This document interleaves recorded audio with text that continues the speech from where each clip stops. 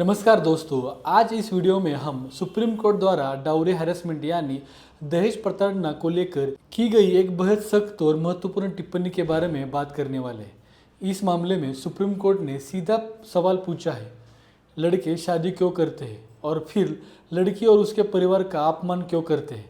यह टिप्पणी सिर्फ एक केस के लिए सीमित नहीं है, बल्कि समाज के बढ़ते दहेज उत्पीड़न और वैवाहिक प्रताड़ना पर सुप्रीम कोर्ट की एक गंभीर चिंता दर्शाती है।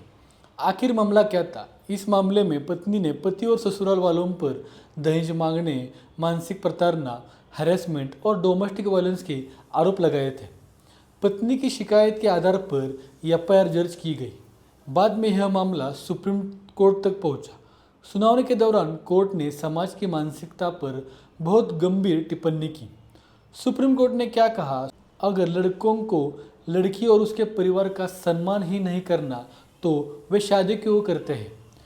कोर्ट ने अप्रत्यक्ष रूप से कहा कि शादी कोई व्यापार या दबाव का माध्यम नहीं है।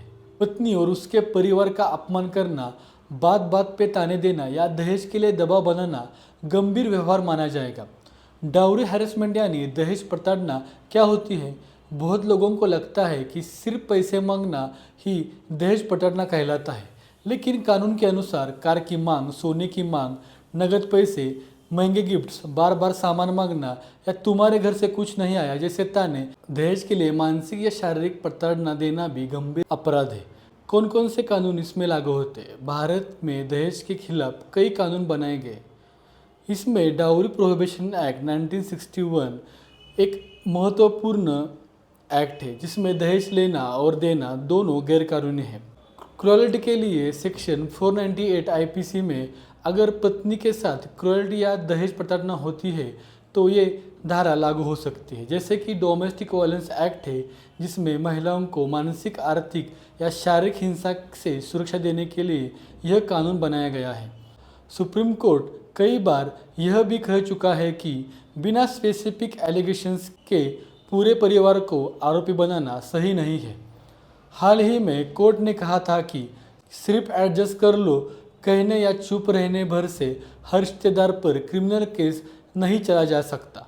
यानी कोर्ट बैलेंस अप्रोच अपनाने की कोशिश कर रहा है।